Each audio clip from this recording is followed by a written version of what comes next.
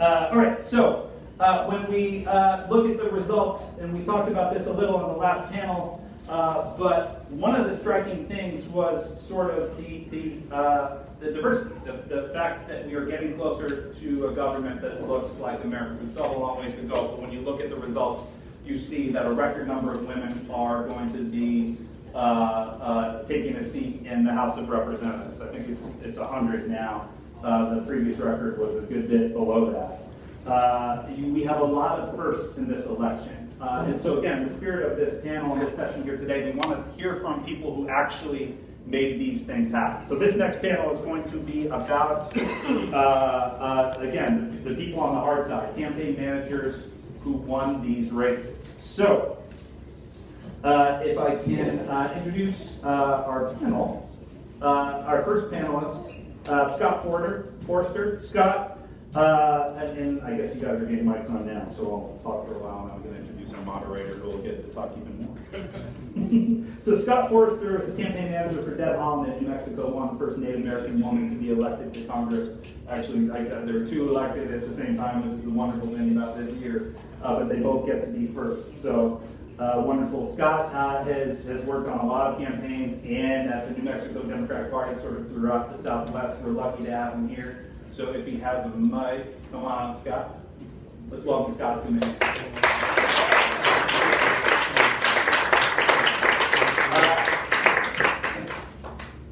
And I think that's fresh box water. Our next panelist was the campaign manager for Jahana Hayes in Connecticut CD5, the first African American to be elected to Congress from Connecticut. Michael similarly has run a bunch of campaigns throughout the Northeast, at the city level, the local level, and of course at the congressional level. So let's welcome him to the stage.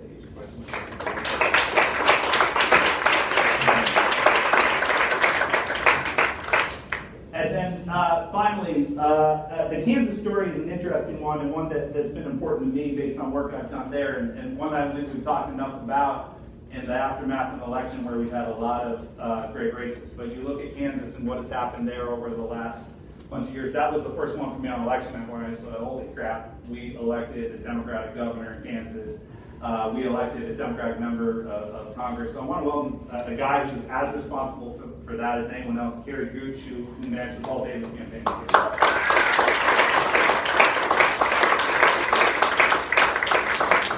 And then finally, I'm going to leave and stop talking and hand it over to our moderator, Reed from the Hill, who is a reporter who not only understands the politics of all this and covers it as well as anyone, but also gets the data and the numbers. So we're super lucky to have him here moderating this panel and the next panel. So Reed Wilson, thanks for coming.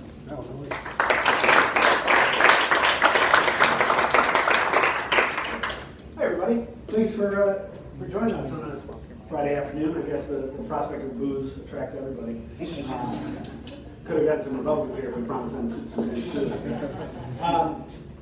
So thanks for being here. I want to start this panel sort of by going through the timeline of this last cycle. And I want to ask all three of you, eventually, how did you start this cycle? What was your operating theory of what a midterm electorate was going to look like with the president of the opposite party in all three districts? Three very different districts here and very different circumstances, but let's start all the way in there. Talk to me just sort of what you saw and how you approached this campaign.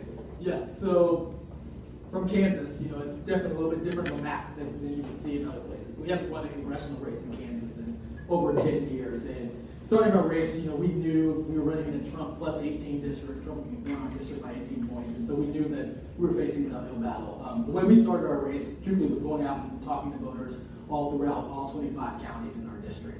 So we actually kicked off our race with a listening tour where my candidate went to all 25 counties and basically held a town hall, talking to voters and getting a chance to meet the voters out there. What we thought the electorate was going to look like ended up being a lot different than what the electorate actually looked like, and that probably was pretty similar to everybody else.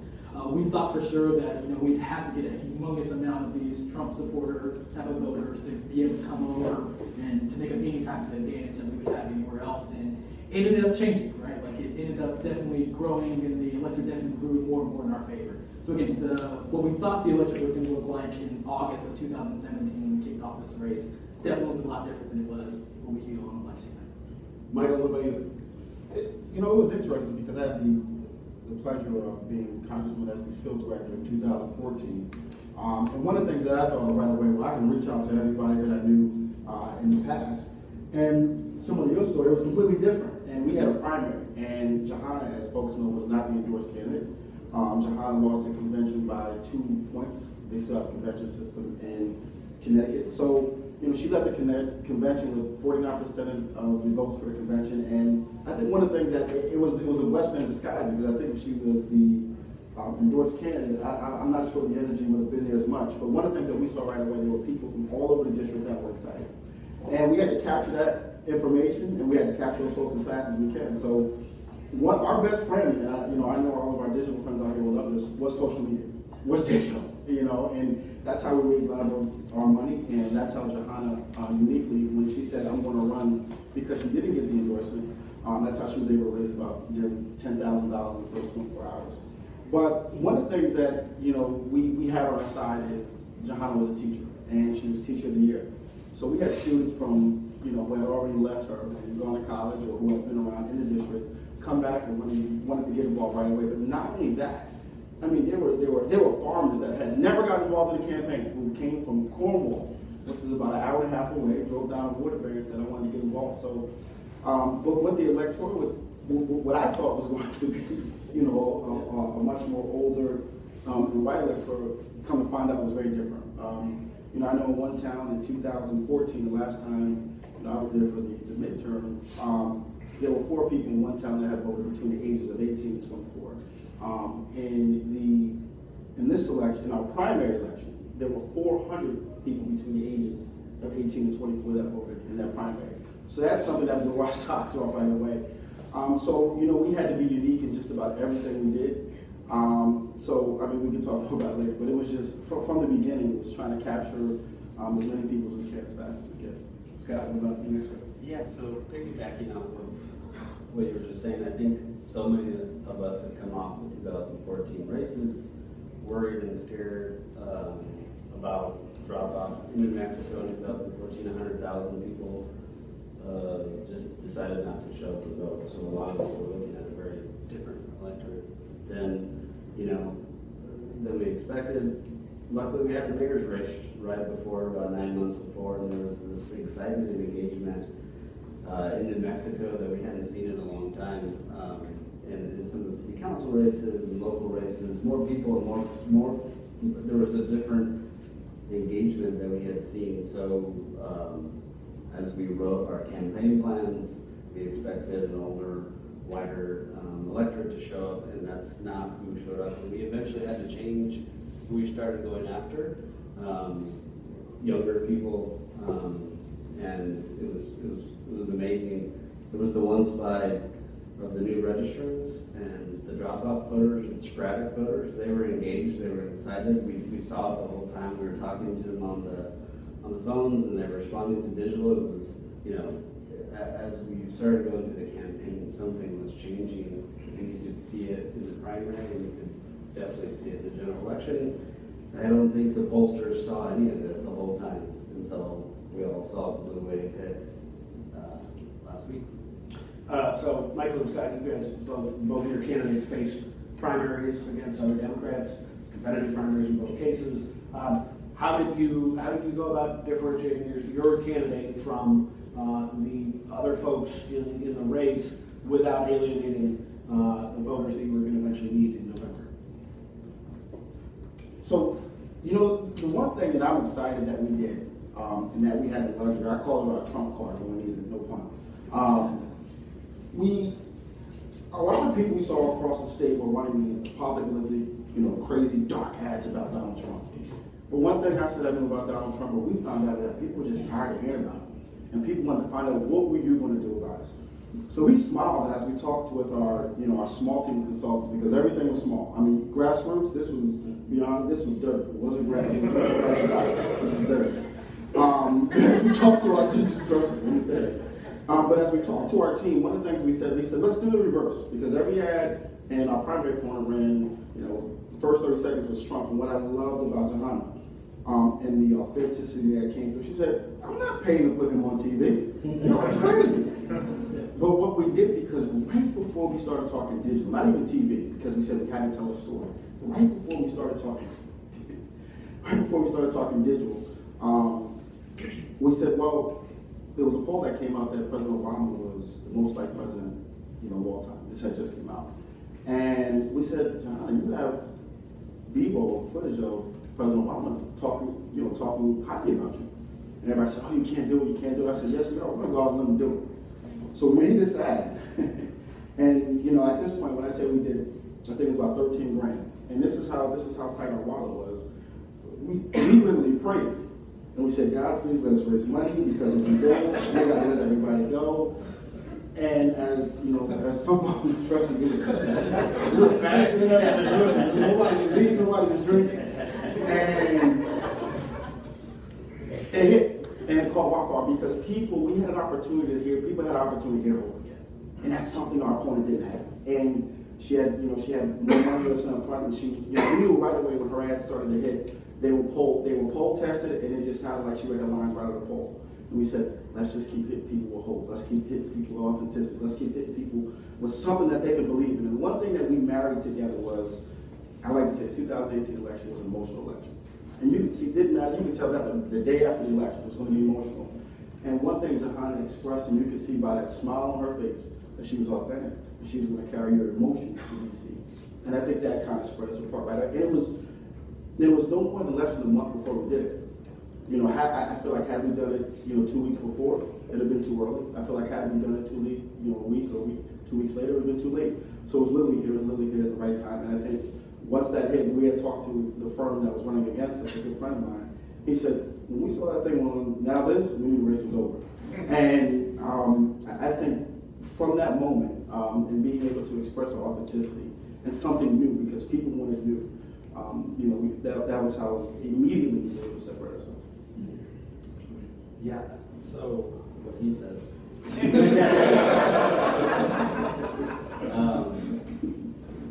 There's never been a Native American woman in Congress, and that was the conversation we had at the beginning was, how do we start talking to the voters about that? I've known Deb Hall a long time, and as we really dug in on her, she has this phenomenal story of who she is and where she's come. We started sharing that story, and that was the ad that we shared, Deb climbing a mountain, being sober 30 years. I think many candidates talk about that kind of stuff. And then at the end, pretty much talked about being a Native American woman, but also, Deb hated talking about Donald Trump. Just would get really upset and want to give him airtime and never wanted to talk about him. But Deb also had, we had to be bold. We had to be bold in what we were doing, be bold, progressive. So, putting that together, we knew that our 6 primary opponents were going to sit there and talk about the same things, and Deb had to find her authentic voice.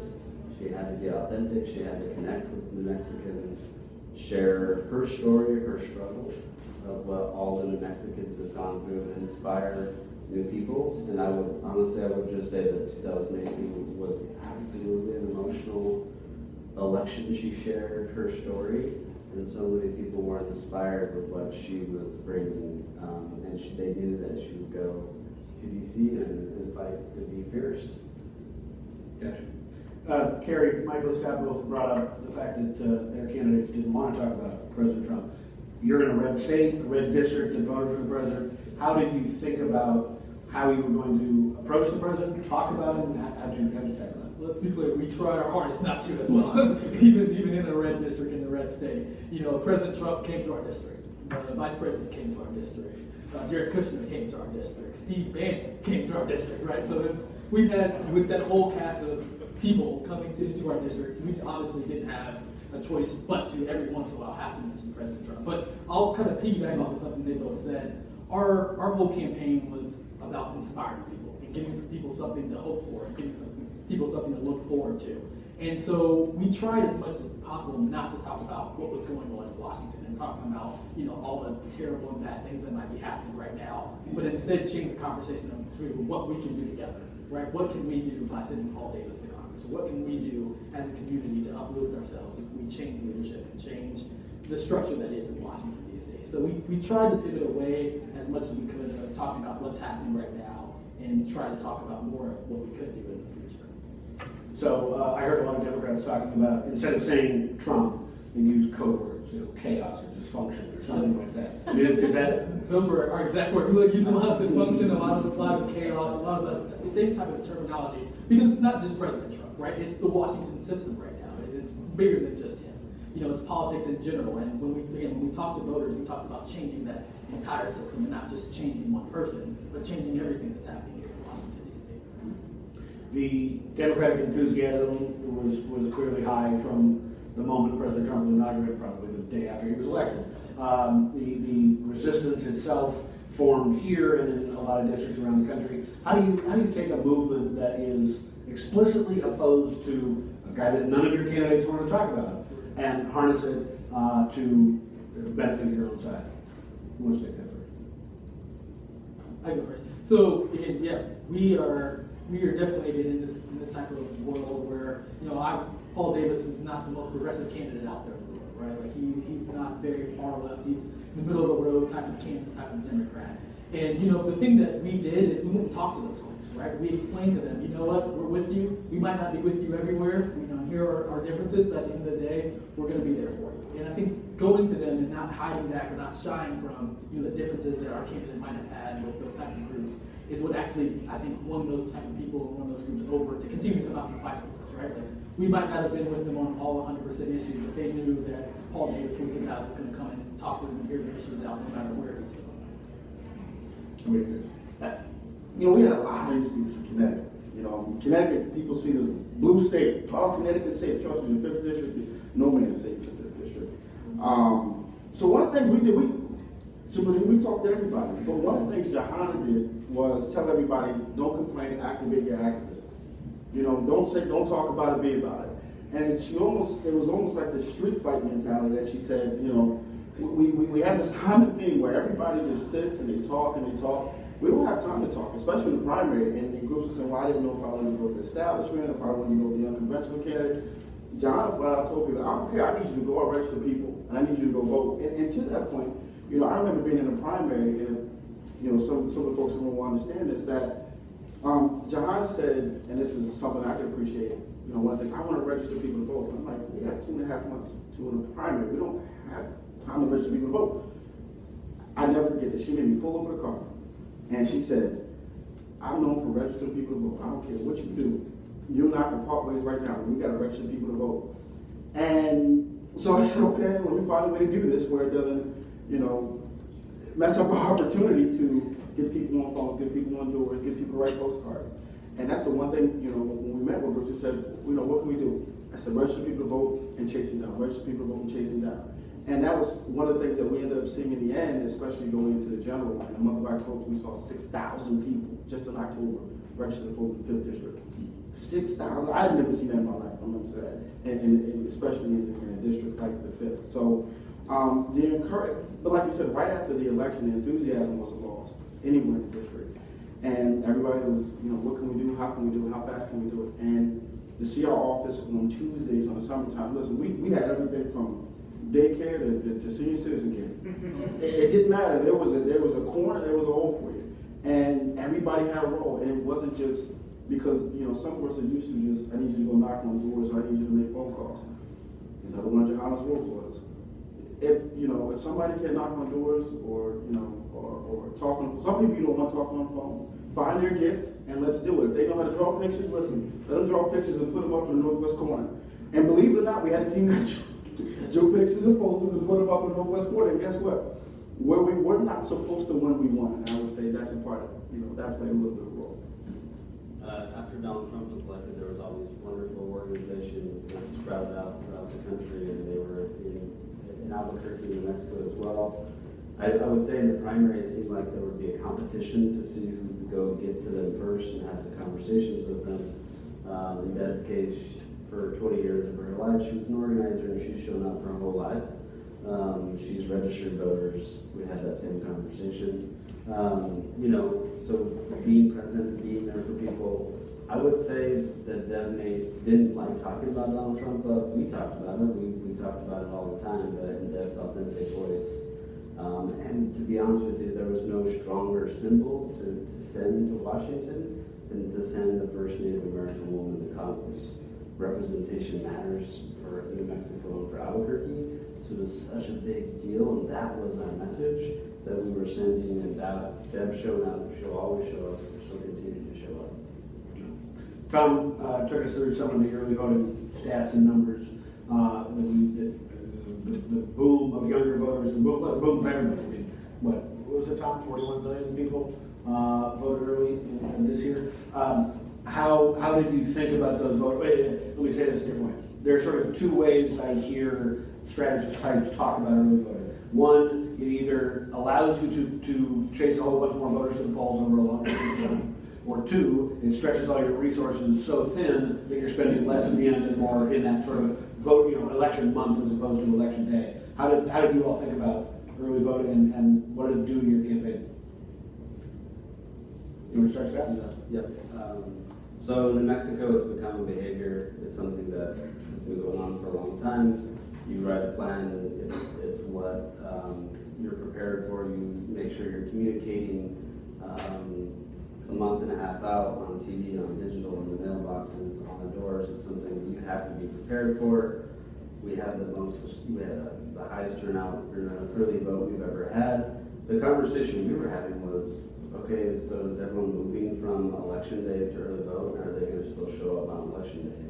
That was the conversation. We were worried that the enthusiasm might have stopped, but we had the highest turnout in New Mexico in midterm history. So We didn't have early vote. It lost some dollar in 2015, so God bless both. The Northeastern guy doesn't get to vote. Early vote was huge for us. For my whole staff, for our campaign, for everything, it was like having election day for 20 days, right? We loved it. It was basically us kind of running our campaign up to this point and then turning it on the day early voting started. So it gave us, though, the opportunity to have more conversations with voters at the door and kind of expand our universe. And one thing that I talked about earlier is the universe that we thought we were going to be talking to last August versus the universe we ended up talking to even during the early vote was completely different, right? Like we never would have thought that we'd be spending all of our time, talking to this group of voters that never turned out to talk to elections. And there's no point in talking to them. But those were the folks that we were targeting our message to by the time we got around to early vote, were those low and mid-propensity voters that usually would never come out for an election like this, we were seeing that were turning out. And so we're like, well, can we continue to have more of them and more and more and more of them? And in Kansas, early vote has not caught on as much as we would have liked it to by now, but I think this year was definitely a flip and a change. And I'm really excited to see where it goes into the future. I was out in Overland Park, right next door to your district, in mid-October, talking to a bunch of voters at early voting sites. And Kansas state law requires reporters to be 250 feet away from an early vote site, which cannot be constitutional, but my bosses didn't want to send it.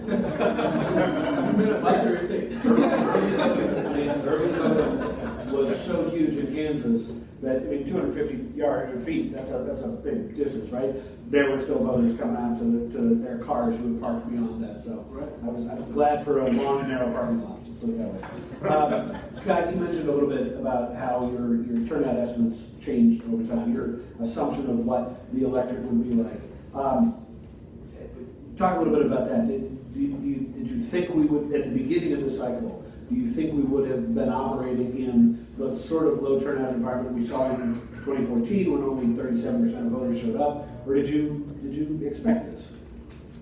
At the beginning, we expected lower turnout. We saw some local races around the state that showed something different, but it felt like most days I was telling Andrew and Jason, felt like a presidential turnout by the end of it.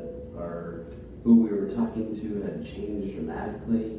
We were talking, all these new registrants were registering and showing up and voting. They were showing up in early vote.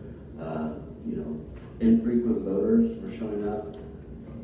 I'm sure you have tons of these stories, but there was on a day-to-day basis, a new voter would come and talk to Deb and say, I haven't voted in 10 years, and your historical candidacy or your candidacy has motivated me. I've re-registered, and I'm going to vote for the first time in 10 years.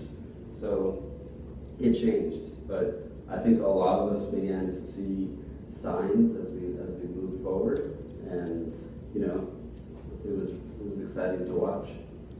Kerry,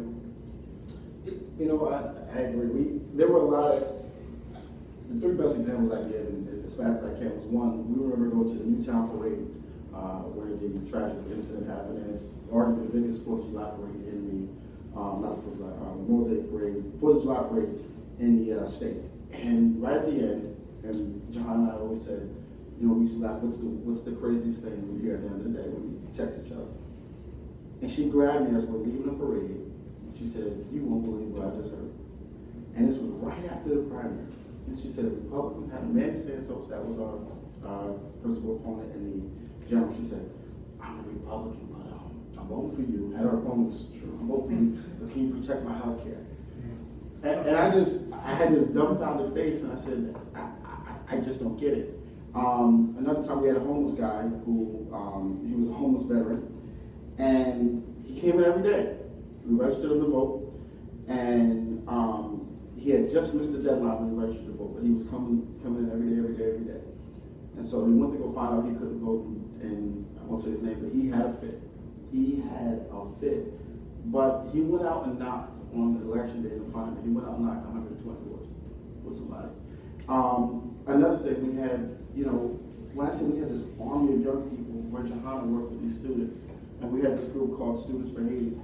At any moment, it could be 40 to 60 students working across, just in our city, just in our headquarters, but working across the district at any given moment, on a Wednesday, on a Friday. On a Friday in summertime, I know when I was 17, I wasn't in the campaign headquarters, but they found it out. It was something that pushed people who couldn't even vote, right? We don't know what the rhetoric was. We don't know if it was because Johanna was that great of a teacher, right? Because it wasn't the Obama bill, but there was something that was going on in the district that I had never seen before.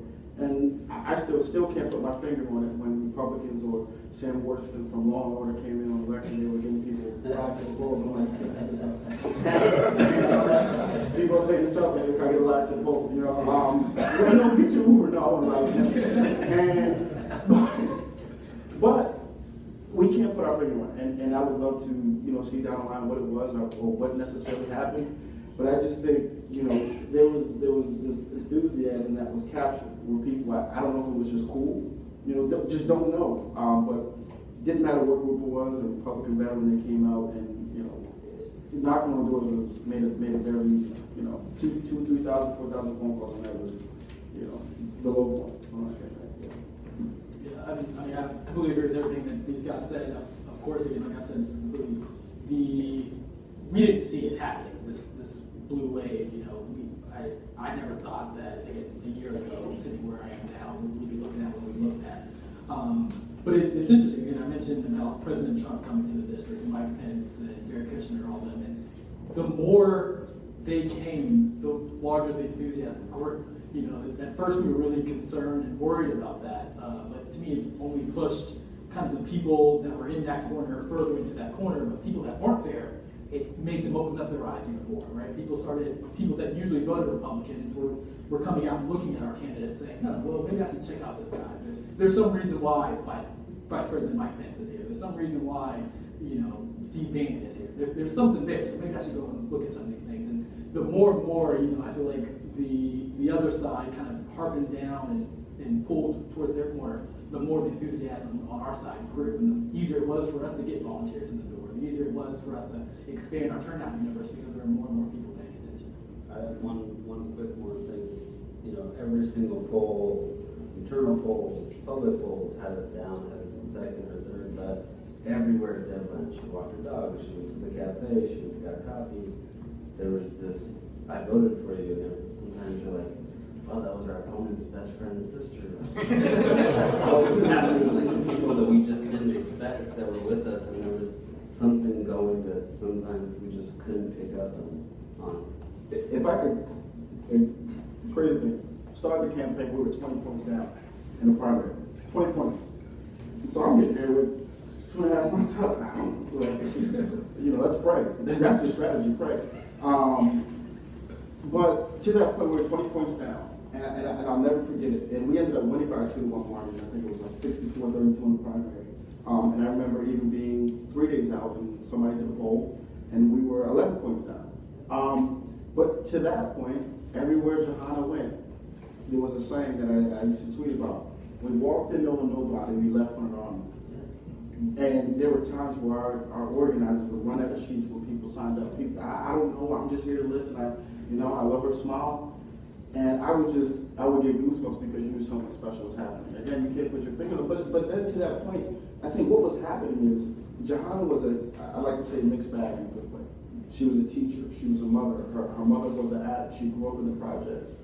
She pulled herself up from her own bootstrap. So it's almost she was a Democrat, but almost ran on this, liberal conservative narrative where people said, you know what, I can do that too. And she was somebody who had nothing, and she had student debt, and she could. There wasn't a story in the world she couldn't talk about. And I think the one thing we brought together in the primary, which gave us the ability to carry over against our Republican opponent, was, didn't matter what the issue was. We talked about healthcare. The story I love the most, she says, people talk about healthcare, but they're not dumbing it down. And it's not my favorite story in a good way, but she said she had a student. And when the primary physician was the school nurse in emergency room, and he had toothache. So every day it was like a running joke. Okay, we got some go to the school nurse. We got some go to the school nurse. So she gets back from Christmas break and said, "Well, look, I haven't seen Billy in a while. Where is he?" She was going to go see him. Billy had a blood clot that ran down his leg and almost had to get his foot amputated. So when people try to say, "Oh, our opponent is running on the square," she says, "Tell me more about it. Tell me about this thing, more about experience that I don't know. Tell me why I can't, where in a country like ours, why does this kid not have health care? Where, folks want to talk about the environment, where they talk about the algae bloom. Well, she says, 2 blocks over in Woodbury, there's no clean air.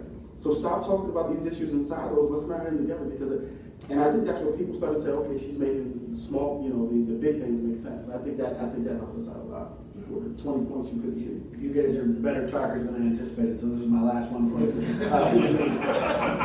Tell me something you learned this year that you're going to take to your next campaign and make your next campaign better.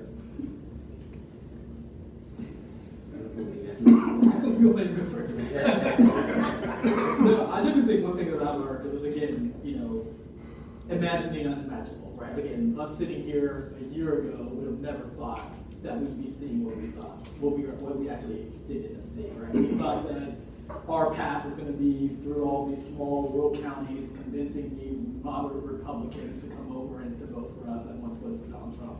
Never did we expect the type of turnout on college campuses. Never did we expect the type of turnout in urban areas. Whereas, again, those places that usually only have like 10 or 15% type of turnout had 50 to 60% type of turnout, which completely changed the electorate for us in our race. So I guess, taking away from it is, having candidates and running campaigns will inspire people and give people a reason to turn out is way better than, will get you way further than any type of convincing, middle of the road type of people. 2 things, and it's not even me. Hope is a strategy. Hope is a strategy. And when people say, you can't do it that way, and this was the teacher in Johanna, which sometimes you bang your head through a wall and you say, let me put on a helmet because we're going to run through a brick wall because it didn't make sense. Some of the conventional things that we like to do is, what's our metal plan? What's this? What's that? I remember flat out her looking at it, but I'm not spending $70,000. It's like, you know what I can do with that?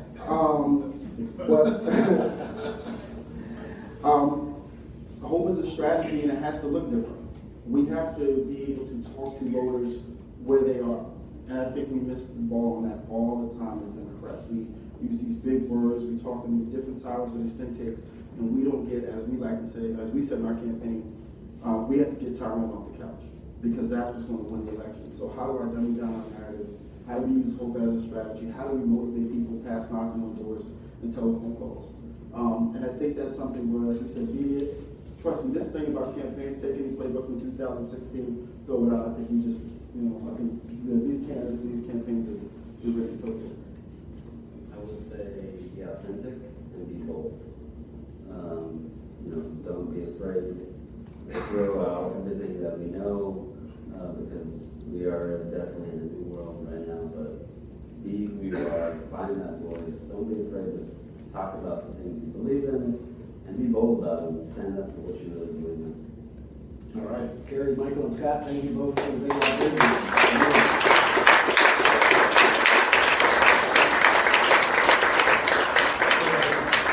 We'll take a quick break, and Tom's going to tell us all about it. So. I'm going to shout at everybody. I won't use the mic. We're going to do a quick mic change.